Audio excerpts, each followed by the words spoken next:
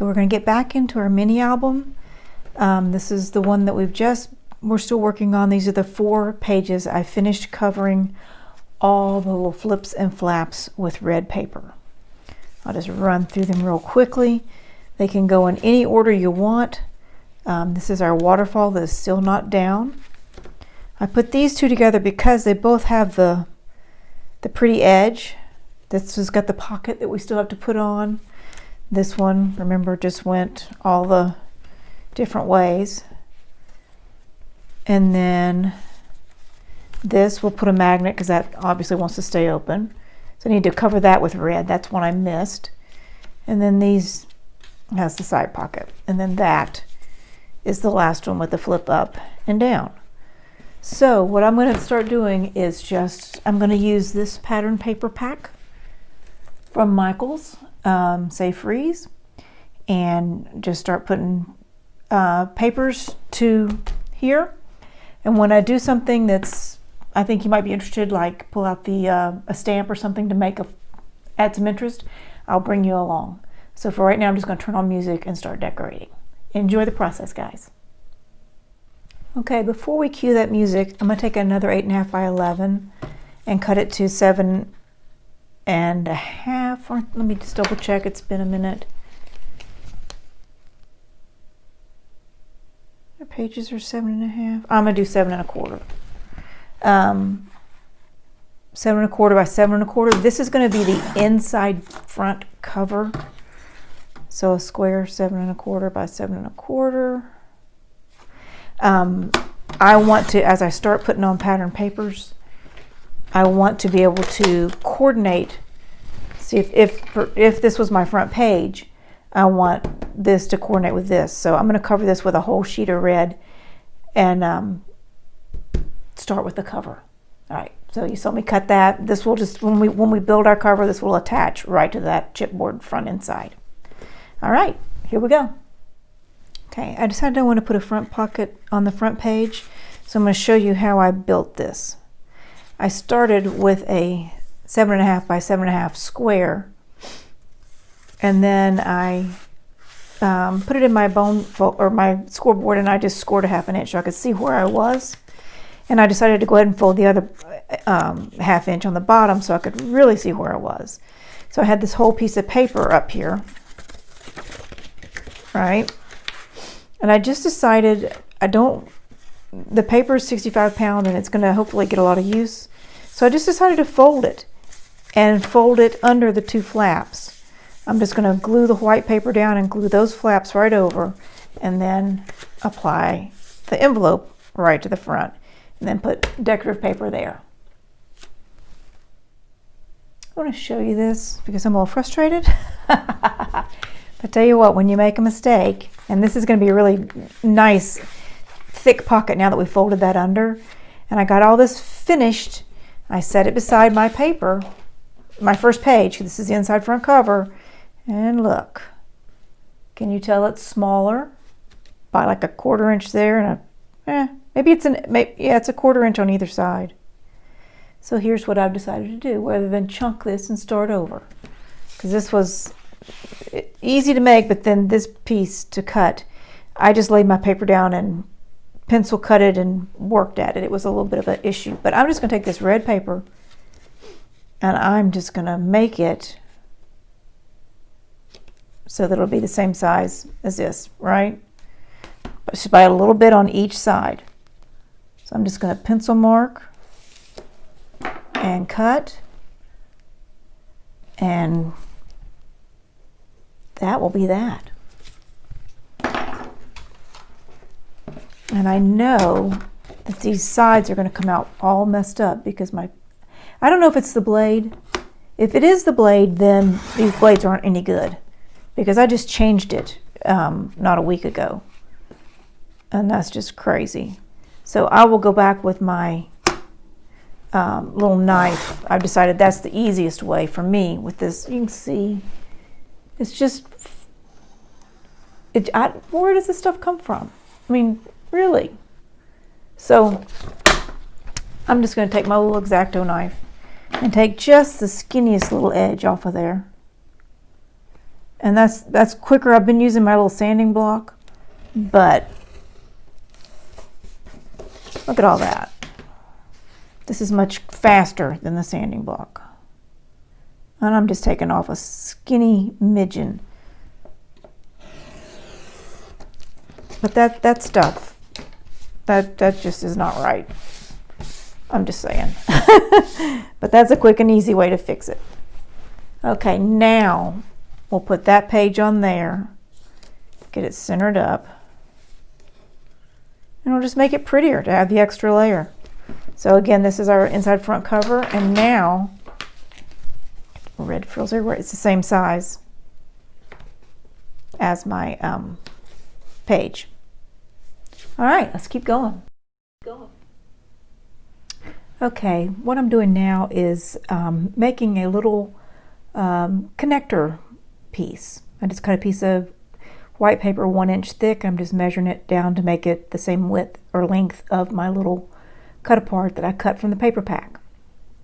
So I'm going to put it in my scoreboard and score it right in half, a half an inch. Okay, just going to fold it up and give it a little test fit. And then, let's see. I can have trouble with my glue. Oh my goodness, it's been difficult to get the glue to go. I've been doing so many projects. Okay. So actually it was good because I was starting to put the glue on the wrong side of the flap. So you always want your bending point on the outside. So I'm switching glues here. And now we're rocking. Okay. So just going to attach the little cut apart to the little, where it's the little connector thing. Okay.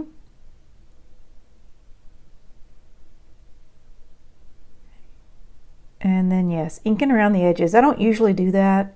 It does take a little extra time, but sometimes the white cord just doesn't look good. I'm just trimming the edges, the corners of that little connector strip.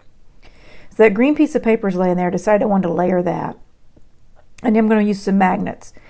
And if I were doing this again, I would have put that magnet a little more towards the center, maybe a ½ inch more. But yeah.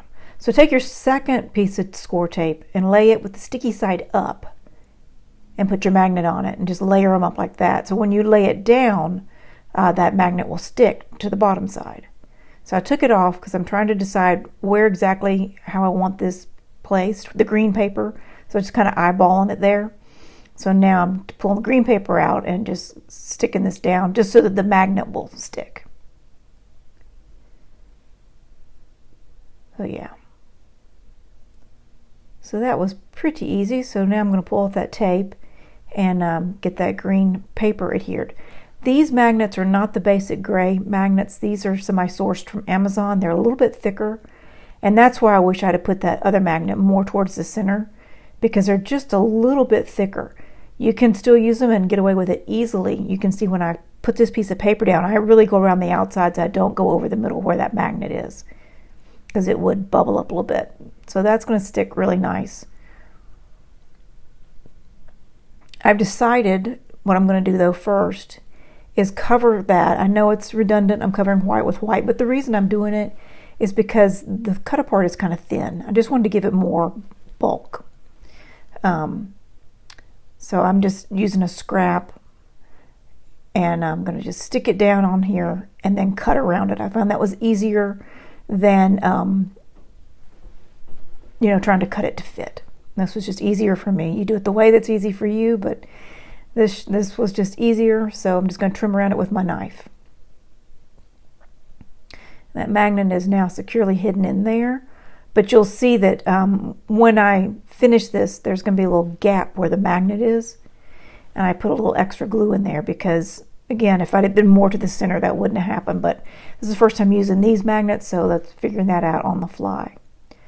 So just trimming around. And that worked pretty well for me. And I'm going to finish up with my scissors because it didn't, I was afraid to cut too much sometimes. And so I just get the little bitty edge with my scissors. And when I'm going around it with my little dauber there, that's when I realize that's not really secure. So you don't see me putting the glue in there, but I put just a little dot of glue, and you'll see me squish it together. That's going to come back in frame. Sort of. Come on, hands.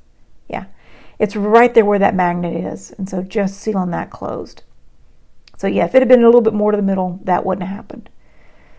So now I'm just going to put some glue on there and put this down. And that'll be a flap. I'm going to do another one like this and have both flaps, one flap towards the other. I haven't done that yet, but that's coming up.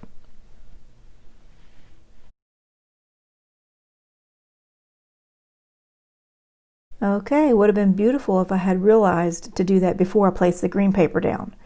But look, anything can come up, just be very careful. So the magnet is back under there. And I'm just going to set this to music and let you watch the process of doing the pages. I've speeded this up a little bit. I'll get back with you in a little bit.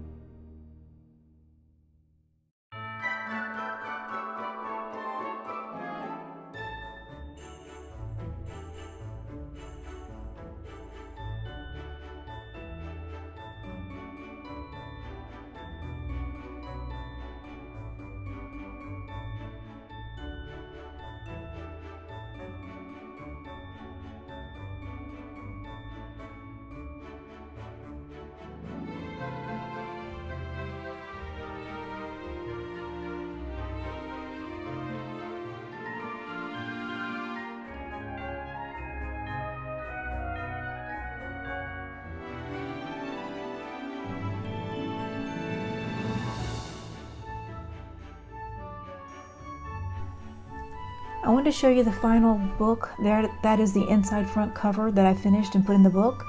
That's about as far as I've gotten. It's gotten very busy with Christmas season coming up. So I'm going to set that aside. This is the page we just finished. And there's a little close-up of the snowman. He was so cute. I want to put a Merry Christmas up at the top and on the right hand, but I will later. And there's the little photo thingy with the little tags attached. And here is the final page that I've done, and that is a stocking waterfall. When I get more time, I will surely show you how to make this thing. This is my first one. It's far from perfect. I need to do a little more, but just want to give you guys a quick close-up and wish you all a Merry Christmas and say thank you so much for all my new subscribers. I really want to wish you all a very, very Merry Christmas. Touches my heart to get so many new subscribers, and I will announce a video giveaway soon. I'm so happy to have you all with me. So stay safe and Merry Christmas.